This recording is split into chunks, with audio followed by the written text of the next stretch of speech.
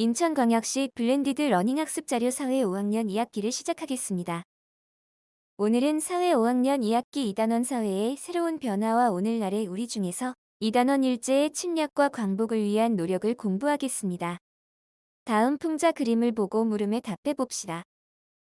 어떤 사람이 보이나요? 황제, 외병, 외적, 오적이 보입니다. 어떤 모습을 하고 있나요?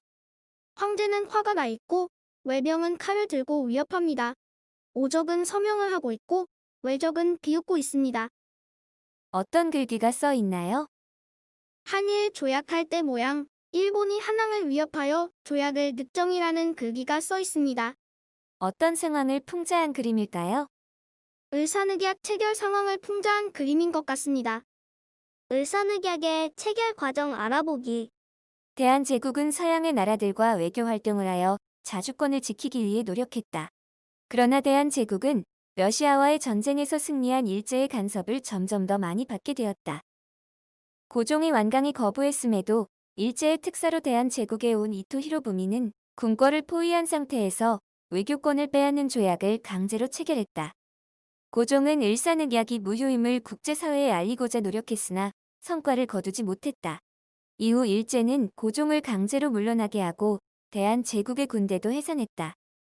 을사늑약을 체결한 우리 민족의 심정은 어땠을까? 민영환 경고대한 2천만 동포 유서. 오호, 나라의 치욕과 백성의 욕됨이 이에 이르렀으니 나는 죽음으로써 황제의 은혜에 보답하고 우리 동포 형제에게 사죄하려 하노라. 그러나 나는 죽어도 죽지 않고 저승에서라도 사람들을 기꺼이 도우리라. 동포 형제들은 천만 배 더욱 기운 내 힘쓰고 의지를 굳게 하고 학문에 힘쓰며 한마음으로 힘을 다해 우리의 자유 독립을 회복하면 죽어서라도 마땅히 저 세상에서 기뻐 웃으리라. 오호, 조금도 실망하지 말지어다. 대한제국 2천만 동포에게 죽음을 고하노라. 영상을 보며 공부해요. 대한제국의 고종 황제가 항일 활동을 해온 친서 원본이 공개됐습니다. 일제 강제로 이루어진 을사늑약이 무효임을 알리기 위해서 서구 열강에 보낸 친서입니다. 최유환 기자가 보여드리겠습니다. 덕수궁 인근의 중명전. 이토 히로부미는 111년 전 이곳에서 고종에게 을사늑약의 옥새를 찍을 것을 강요했고 끝내 고종이 거부하자 멋대로 관인을 찍어 대한제국의 외교권을 강탈했습니다. 이 고종 황제는 조약이 강제된 그 다음 날부터 바로 국제사회를 상대로 한 무효 운동을 시작합니다. 미 컬럼비아대 도서관 희귀 문서실. 고종이 을사늑약의 부당성을 담아 독일, 프랑스 등 9개국에 보낸 친서의 원본들입니다. 이 친서에서 고종은 을사늑약이 왜 무효인지를 명확하게 밝힙니다. 일제가 위협해 강제로 이루어진 것이며 나는 정부에 조인을 허가한 적이 없으며 이는 국제법을 위배한 것이므로 무효입니다. 고종 황제께서 외국에 이제 그 친서를 보낼 때는 쓰시는데 그 이름이 고종 황제의 이름이 여기에 나와 있고요. It's very formal, very respectful, very clear. They're very asserting their interests very clearly and making a good case for it. 이 친서들은 고종의 비밀 책사인 호머 헐버트가 헤이그 만국 평화회의에 전달하려 했지만 일본의 농간으로 회의가 1년 연기돼 빛을 보지는 못했습니다. 이 친서들은 일본 역사학계 일각에서 고종이 앞장서서 늑약을 맺으려 했다는 식민사관을 주장하고 있는 가운데 역사의 진실을 밝혀주는 귀중한 사료로 평가받고 있습니다. SBS 최효환입니다. 항일 의병 운동 알아보기. 일제에 대항한 의병은 을미사변이 일어나고 단발령이 내려지자 이에 반발한 지방 유생들과 농민들을 중심으로 처음 일어났다. 여러 혼란 속에서 단발령이 취소되고 고종이 러시아 공사관으로 거처를 옮긴 뒤 해산 명령을 내리자 의병은 스스로 해산했다. 그러나 을사늑약이 강제로 체결되자 전국 각지에서 의병이 다시 일어났다. 이들은 을사늑약의 폐기를 요구하며 격렬한 무장투쟁을 전개했다. 이 시기 의병 활동에는 농민들도 적극적으로 참여하면서 신돌석과 같은 평민 출신 의병장들이 등장했다. 영상을 보며 공부해요.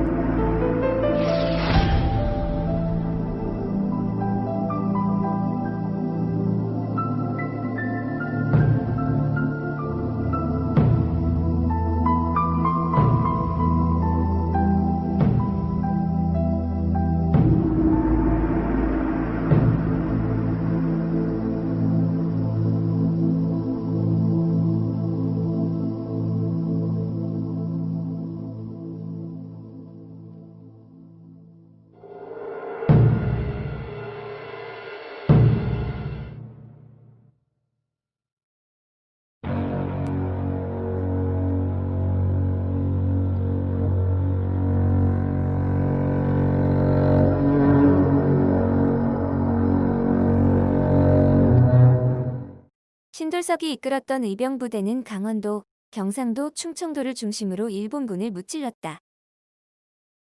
이런 활약으로 신돌석은 태백산 호랑이라는 별명을 얻기도 했다. 고종이 강제로 물러나고 대한제국의 군대가 해산되자 전국 각지에서 의병운동이 한층 강하게 전개되었다. 일제는 대대적으로 의병운동을 탄압했고 이에 많은 의병이 다치거나 죽었다. 살아남은 의병들은 만주나 연해주로 이동해 항일 투쟁을 이어갔다. 윤희수는 대표적인 여성 의병으로 의병가를 8편 만들어 많은 여성과 청년에게 나라 사랑 정신을 일깨워 주었다. 또한 경공운을 4편 지어 의병과 싸우던 관군, 의병을 밀고 했던 사람들과 일본군에게 경고했다. 그녀는 중국으로 망명한 이후에도 항일 운동을 전개했다. 영상을 보며 공부해요.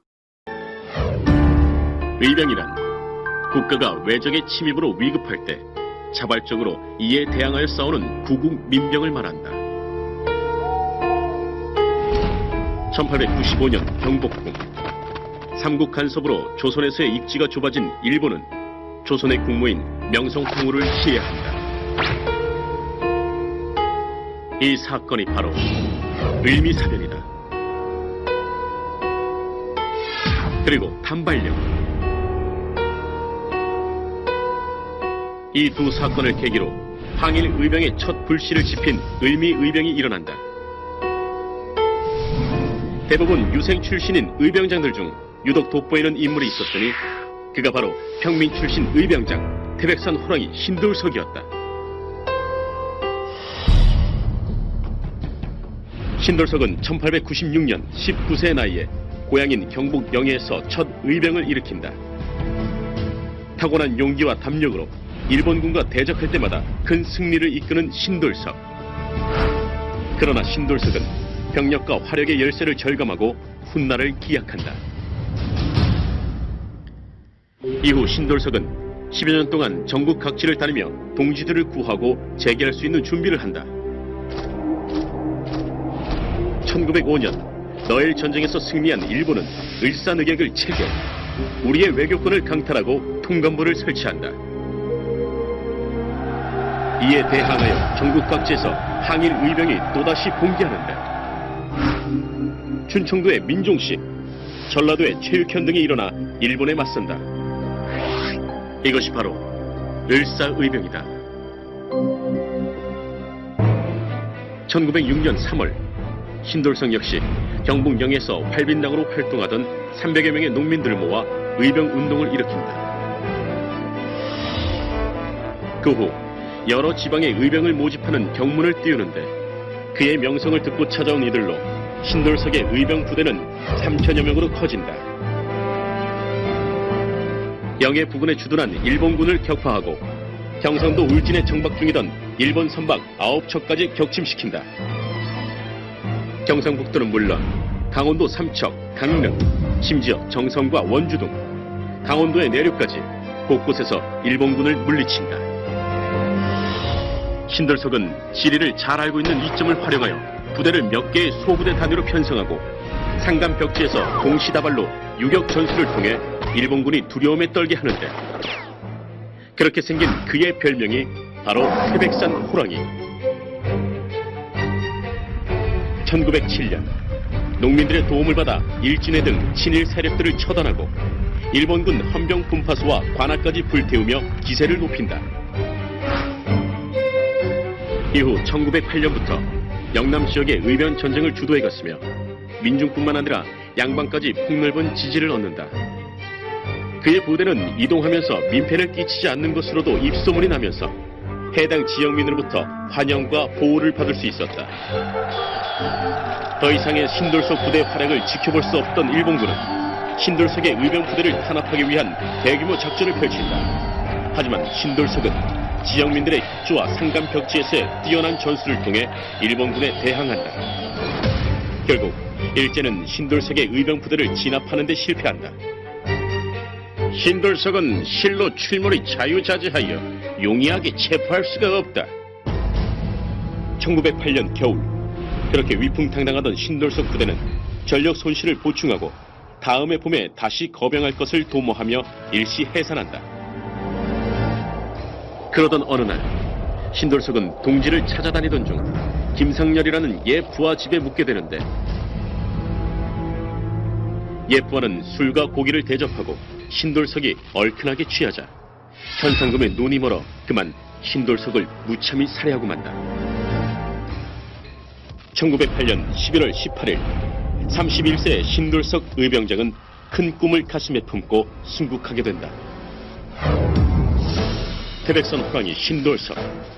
그의 신출귀몰한 명성과 혁혁한 정가는 일반 농민들의 항일 민족 의식을 한층 고양시켰고 평민 의병장들을 대거 출연하게 한 기폭제가 되었다.